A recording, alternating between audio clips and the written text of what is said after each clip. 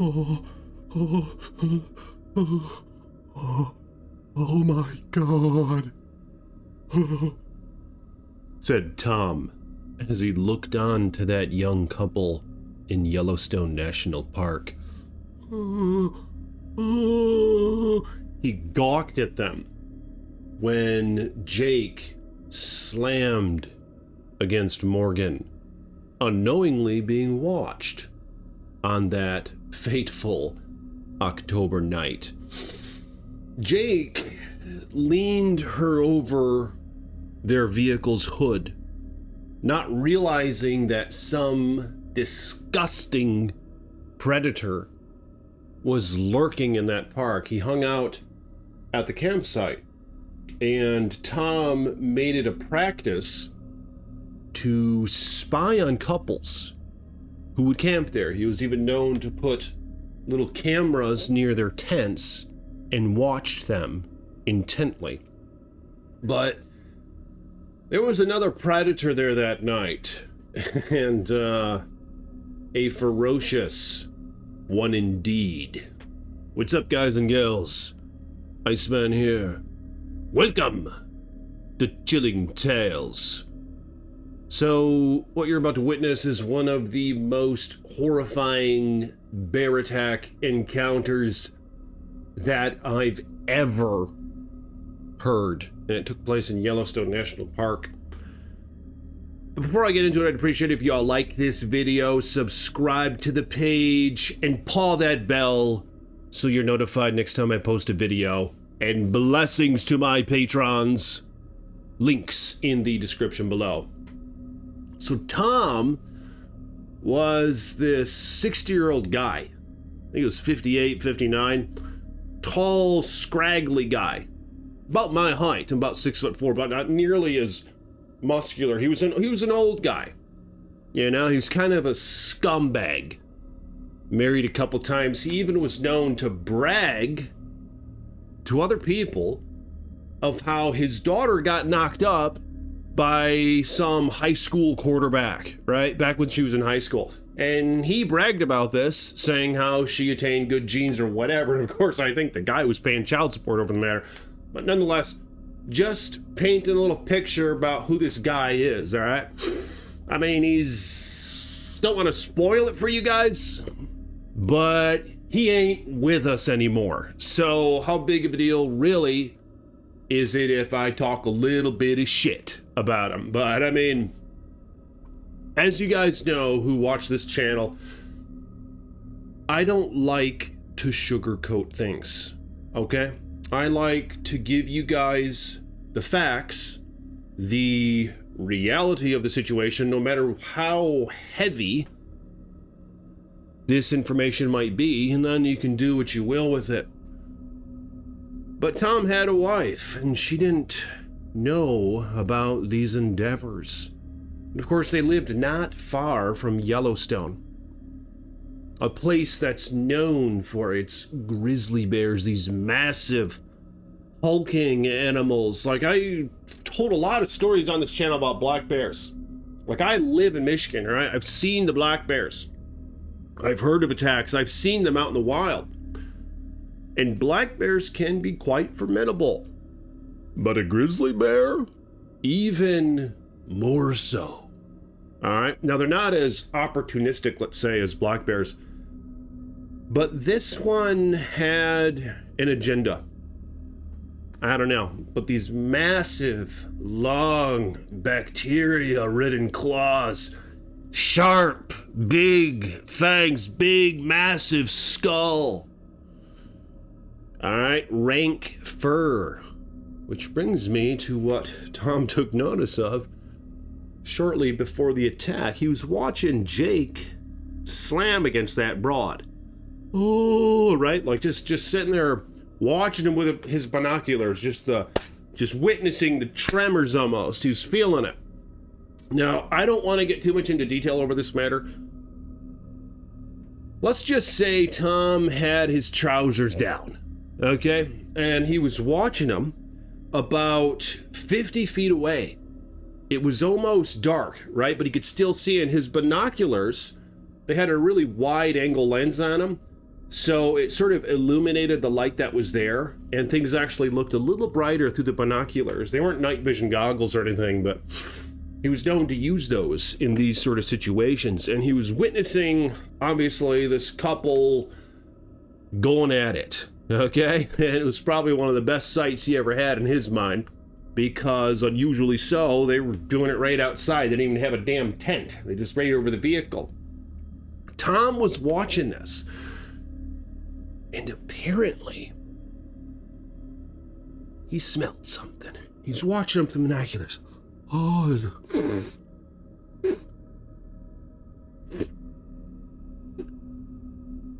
notices something behind him. This rank smell of urine and dead fish. Hello, he cowers. Pants down. Erect. All right, like I said, I'm not trying to sugarcoat shit here. He turns, there's nothing. He turns the other way, and he sees, just a couple feet from him, this massive bear. And it's not looking directly at him. It's actually facing toward the car that Tom is watching, and this couple atop the hood. And the bear is sort of just, you can hear it breathing. So Tom looks at it, and then he drops his binoculars. He looks back over at the car and back at the bear. And he shrieked. He stood up after dropping his binoculars and attempted to pull up his trousers, right?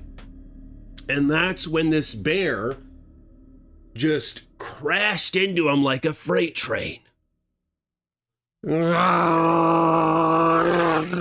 just takes him down to the ground. Now Tom is being mangled by this monster. Just his screams.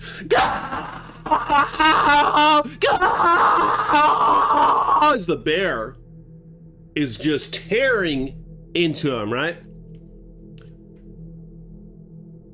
And that's when Jake decided to stop what he was doing and come take a look. So obviously the couple was frantic. They scurried to pull up their pants, get their clothes on. The girl, I forgot her name, she ran around into the car. She dived into the car. All right, and started pulling up her little pants and stuff. Jake pulled up his trousers, whipped his shirt on. Hello? Hello? What the hell's that? Are you okay? He couldn't, at first he thought somebody was catching them, you know? It was kind of indecent exposure, if you will. Not that there was anyone there to see it. Aside from Tom, who wanted to see it, but Jake was startled at first, but then he started to realize what was going on. He could tell that someone was getting attacked. He could just hear the screams.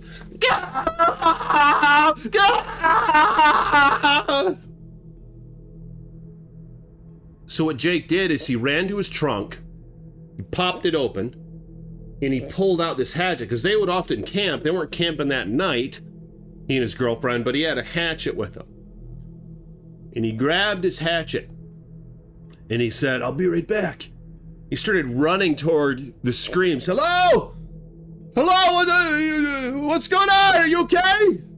And he ran through the brush, the trees, and there he saw Tom just getting mangled by this. He saw this man, a pair of binoculars on the ground, a little tree stand near the tree that he was in. He was up in the tree initially when he was watching him. His trousers are down. The man is on his belly, face down. All right? Just trying to protect his head. And this hulking, grizzled beast is atop him. Just ripping into him. All right?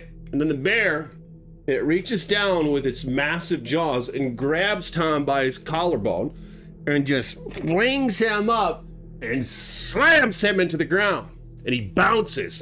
Oh! And he bounces again. Jake's like, "Let him go!" And of course, the bear's just not doing a damn thing about it. Tom is gurgling, screaming, blood everywhere, and the bear begins digging a hole into his back. You gotta remember, these grizzlies, their claws, they're not like black bears. I mean, black bears are pretty good at digging, but not as good as the grizzly. They have these massive claws like this long. All right? They're made to dig and dig into tree stumps, dig into roots and find little bugs and shit, all right? And this bear was jamming these claws, just sinking them into Tom's back and just digging and digging. Within a matter of minutes, it had a hole going through his back into his lungs. You could see his lungs exposed from his back. It was a heinous scene. And Jake knew that the guy was a gun. He was like, let him go! Bear, get out, bear! The bear just wasn't, it turned and looked at the boy. And Jake, just making eye contact with it, froze in fear. And there was a moment of silence and despair. And the look on Jake's face almost emitted his submission to the bear. And I think that the bear knew this. He was like, okay. And he put down the axe. And the bear went right back to Tom and began eating the man alive. Jake rushed back to his car. Oh my God, there's a guy, he's getting attacked by a grizzly bear. I didn't know what to do about it. His girlfriend, oh my God, are you serious? Oh my God, did he see what we were doing? I don't know, call the police, but don't tell him why we were here. They didn't know, they were frantic, you know? And the couple argued for a moment, but ended up calling the cops. And they stayed there on the scene in their car, locked the damn doors, car running. Dispatch told them to get the hell out of there. But they wanted to stay and make sure the guy was still alive or whatever. I mean, they could hear his screams dissipate into the night, but eventually the cops showed up and the bear was gone. All right, Tom was laying on his belly, a hole dug all the way through him into the dirt. All right, you'd go look over his mangled body, be like this on the ground, belly down, and there was this massive gaping hole in his back, and you could see through it his spine a little bit, and through the skin, both layers of the skin. You could see the dirt coming up through the wound, all right? Because the bear was digging through him. It dug a damn hole in this guy. But yeah, I mean, it's insane, but it was a Peeping Tom, all right? And the guy's freaking name was even Tom. As crazy as that is, but it's quite a story, and it's weird how it's a bit controversial, you know? Some people like to hear when bad things happen to bad people. I don't know if you're one of those or not. I mean, why don't you make the judgment calls? Let me know in the comments. Did Tom get what he deserved? Or are we all just wicked and evil in our own selfish ways, and Tom's no different from the rest of us? Let me know in the comments your perspective. You know what I'm saying? And you gotta be cautious out in bear country. I mean, fortunately, it wasn't necessarily at surface level anyway. The innocent who died in this story, as many of my stories, that is the case. Bad things happening to good people, all right? But that's how this one went. Let me know in the comments, what are your thoughts on it? And are you being cautious in bear country? If y'all will like this video, hit the thumbs up button, subscribe to the page, and take a strike at that bell so you're notified next time I post a video, and I'll see you all tomorrow with more chilling tales from the Iceman.